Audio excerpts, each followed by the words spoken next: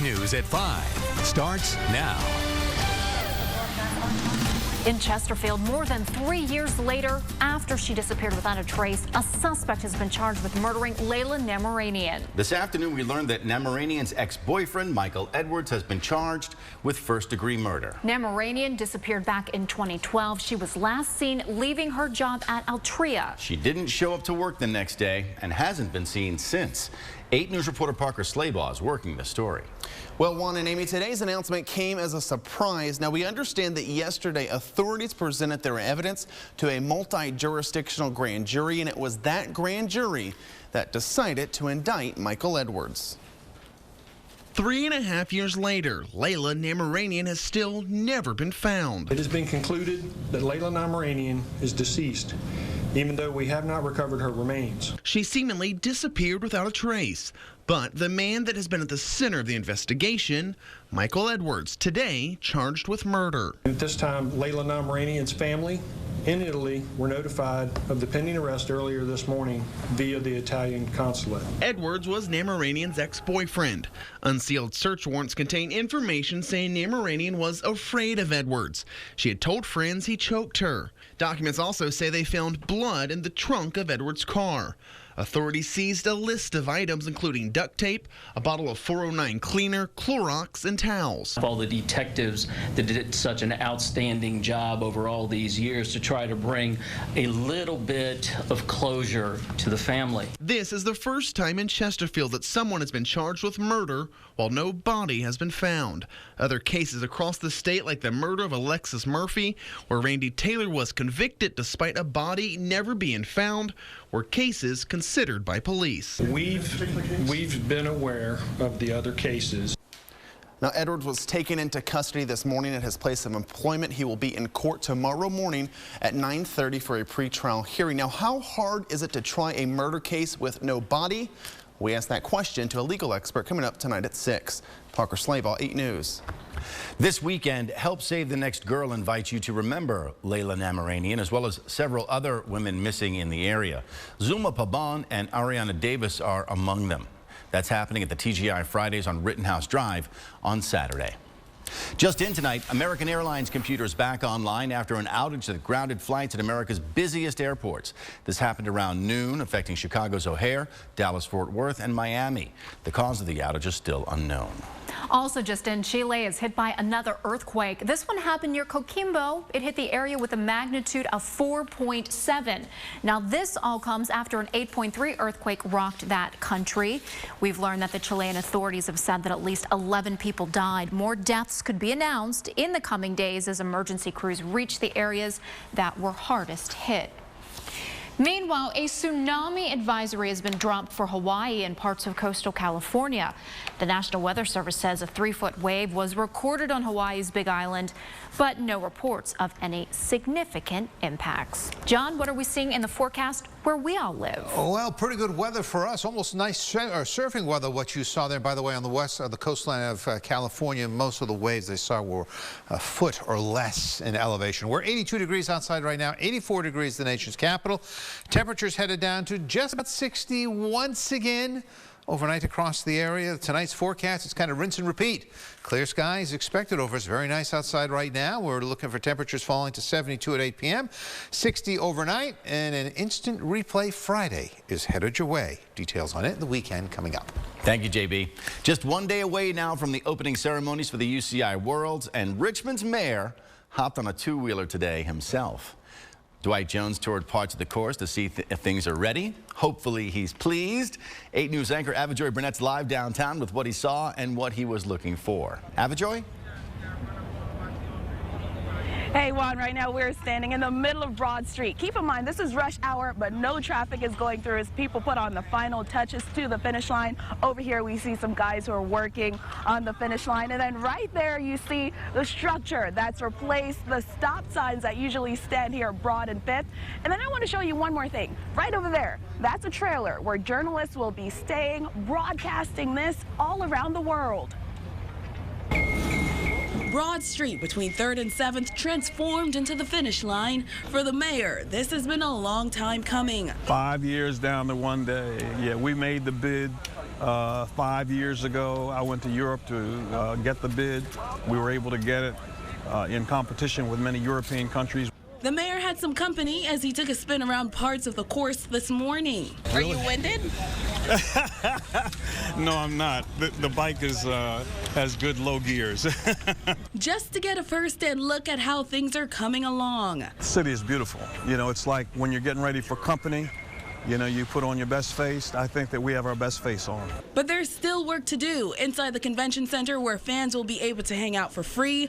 Workers there are still rolling out final touches.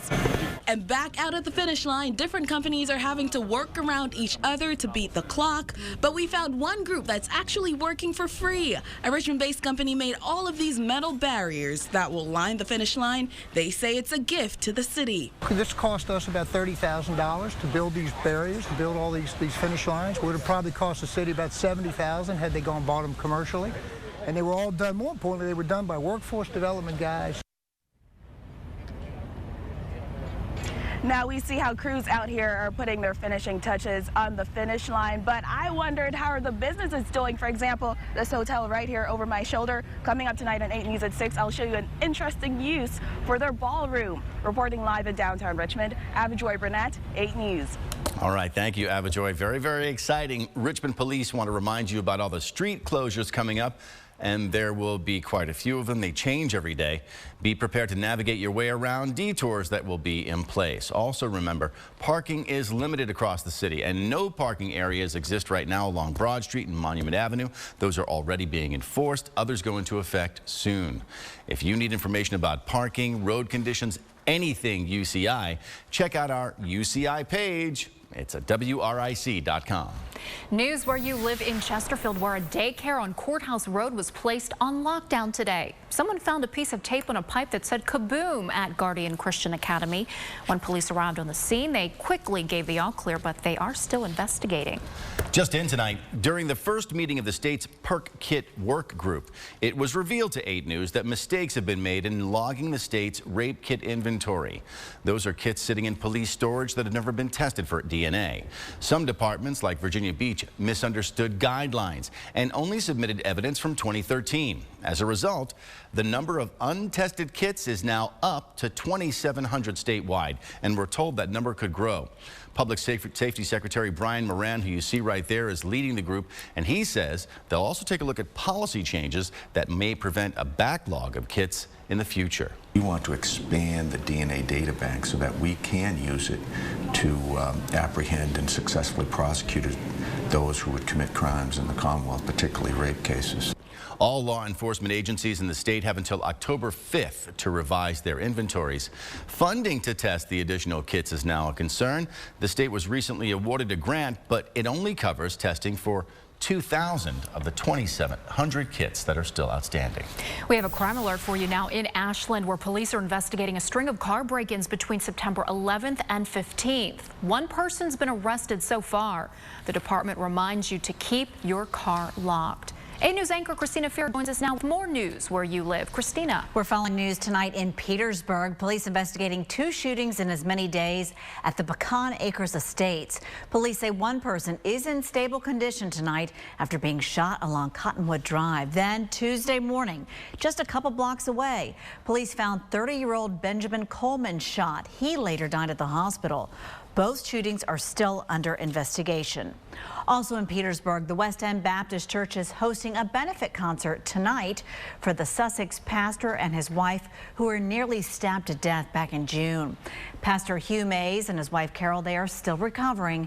21-year-old Maxim Chisholm is behind bars now for that attack. And once again, that concert is at the West End Baptist Church on Boyden Plank Road tonight. Amy. We'll keep that in mind. Thank you, Christina. Basketball Hall of Famer Moses Malone will be laid to rest on Saturday in Texas. His funeral service is in the same building where the Houston Rockets played during Malone's time with the team back in the 70s. At the time, it was called the Summit, but is now Houston Megachurch Lakewood. Malone died in his sleep last weekend. The Petersburg native was 60 years old. News where you live now in Henrico County, where police have made an arrest for last week's violent home invasion on Ewing Court. One suspect in this case is still on the run. 21-year-old Dashim Norris is charged with assault and malicious wounding. The victims say the two men, I should say, entered that home and pistol whipped them before running away. One victim was more seriously hurt, but expected to be okay. Also in Henrico, the woman you see here will stand trial for forging then cashing checks from her boss. Virginia Parker was indicted this week. Police say she got away with about $5,000. News where you live in Midlothian. Today, a little girl battling leukemia got a special delivery designed to put a smile on her face and everyone around her. We got a big surprise for you, so let's go take a look in the backyard. It's a priceless gift for the Drennan family. Whoa! Look awesome! At a time when all of them need it the most. What do you think?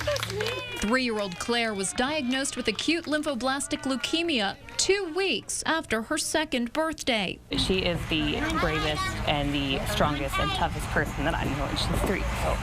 For 1 year, she's undergone chemo treatments, and there are 16 more months of them to go. Her immune system is too low to go and play on a public playground, so we took care of that today, which is awesome. Volunteers from Keller Williams Midlothian and the Rock Solid Foundation provided this custom playset to Claire and her brothers. They're just looking for something positive to cling on, because sometimes what they're going through, it's not always positive dealing with pediatric cancer. And in that moment, even if it's for that split moment, that family is a normal family, and they're able to forget about the chemo. They're able to forget about all the doctor's appointments. And this playset builds hope. It's just amazing to see so many people willing to help and come out and show all this love and do something amazing for us and our kids.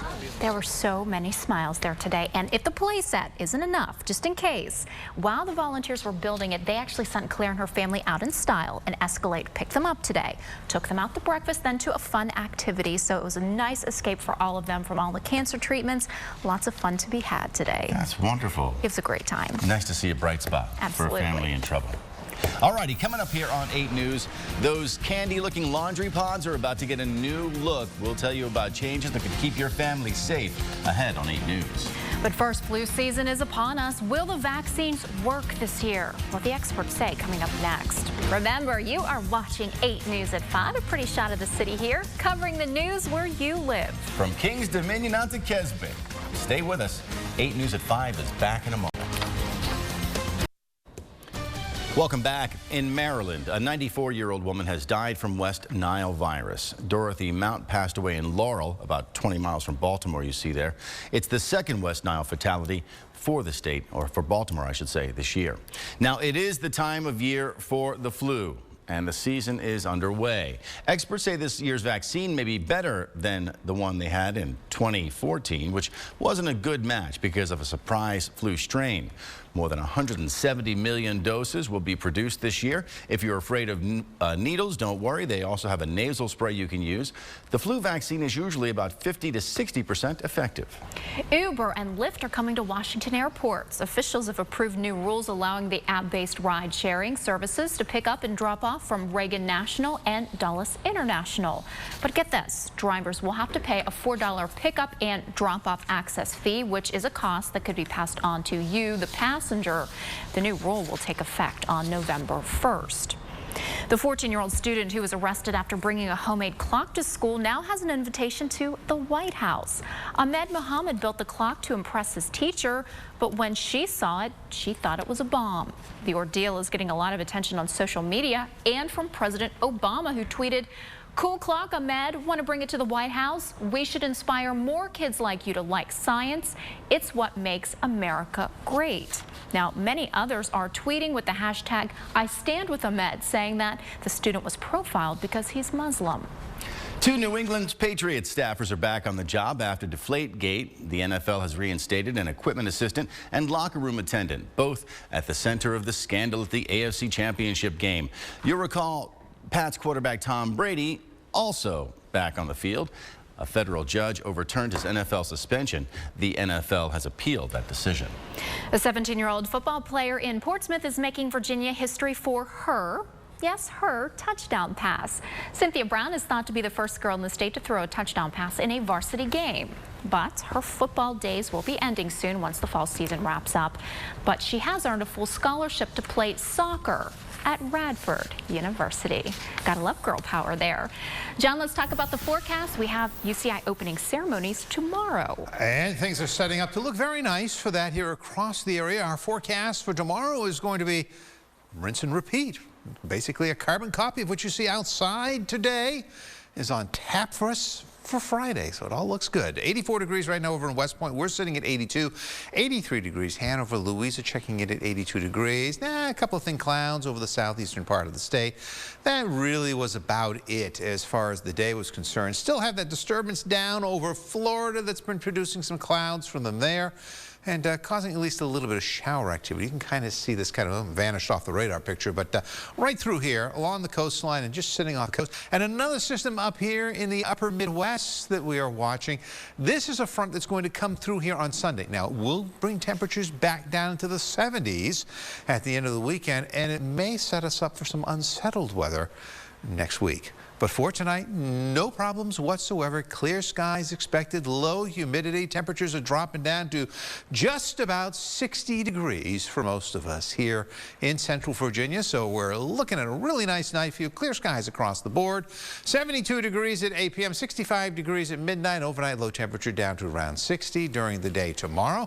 1, 2, 3 aces lined up. 63 degrees at 8 a.m., 80 degrees at noon, and 85 degrees later on in the afternoon for the high temperature. So it's a nice warm day for us to end the work week and head into the big weekend of racing that's cranking up for us here. Let's go ahead and show you the weather maps as we put them in motion for you. Here's the sunshine tomorrow for us. It's a beautiful Friday, just another delightful day. The high school football games tomorrow night, not an issue whatsoever. Mild weather tomorrow night. And as we head into Saturday, we'll get a little bit of high thin cloudiness moving in over us here. So the day, instead of being sunny, will be mostly sunny over us through the area. And then some cooler temperatures will be on tap for the end of the weekend. Saturday's going to be another toasty one for you. We're looking at a temperature of 86 degrees. For the elite time trial coming up on Sunday, we're looking at 81, 76 degrees Monday, and then Wednesday. Right now, that's looking to be maybe a reasonable opportunity for some rainfall here. That could cause a few issues for the elite men's time trial Wednesday afternoon from Kings Dominion all the way to downtown. 74 degrees on Wednesday. We will keep an eye on it. Is the food in your fridge expired? Don't be so quick to toss it out. When we come back, we'll take a look at what Best Buy and Sell By really mean. Don't go away. Welcome back. New safety standards are in place for those detergent pods. They include adding new warning statements and safety symbols on labels and making the packets more difficult to bite through. Poison control centers have received several complaints over the years about kids thinking those pods are candy and then eating them. This year alone, there have been over 7,000 incidents related to detergent pods. If you are looking for a job, Walmart is now hiring. Today, the company announced it's looking to hire about 60,000 employees for the holiday season. If you're worried about those long lines, Walmart says there will be more people at checkouts and more registers open during peak hours. Current workers will be given the first opportunity to pick up additional hours before the new hires can. All right, speaking of shopping, do you really know what the sell by and use by dates mean for the safety of your food? Few people do, and it could be costing you money. Here's how. 90% of us off the bat throw away food after that sell-by date, but the sell-by date is for grocery stores. It lets the market know that they should get rid of the product so it still has shelf life for you at home. The best buy or use by dates are the manufacturer's estimate of when the food will be at peak quality, and that's probably a generous estimate because they want you to buy as much as you can. It doesn't mean your food is unsafe after that date. In fact, there's no standard. The only product for which a label date is federally regulated is baby formula. That's something to keep in mind at the store. Here's today's keyword of the day, Dr. Phil. You can enter Dr. Phil at rewards.wric.com. We'll give you 2,500 points to mess around with on this Thursday. Use them to play games or win prizes. And stay with us. 8 News returns in a moment. This Thursday is just rolling along. It is rolling along. A lot of news today. We have a brand new half hour of 8 News coming up in just a moment. Here's what is coming up. The Virginia Board of Health is meeting to consider scaling back new stricter building regulations for abortion clinics. We have an update on the meeting that's happening right now. New at 5:30. Plus the latest from the Federal Reserve, which threatened today to raise interest rates. We'll explain what that would mean for your family here on 8 News. And the bike trail connecting Richmond to Jamestown is complete. Why? You may want to check it out during the upcoming races. John, for at least the first couple of days, we should have great weather for the races. I think it's going to be pretty good. Next week, things could turn a little unsettled for some of those. Had some of the cyclists coming through. The Garmin Cannondale team was out in Midlothian a little while ago. Down the tropics, tropical depression number 9. Not doing a whole lot, just kind of hanging on out there, and eventually will fall apart over the next couple of days as it moves towards oblivion in the middle of the Atlantic Ocean.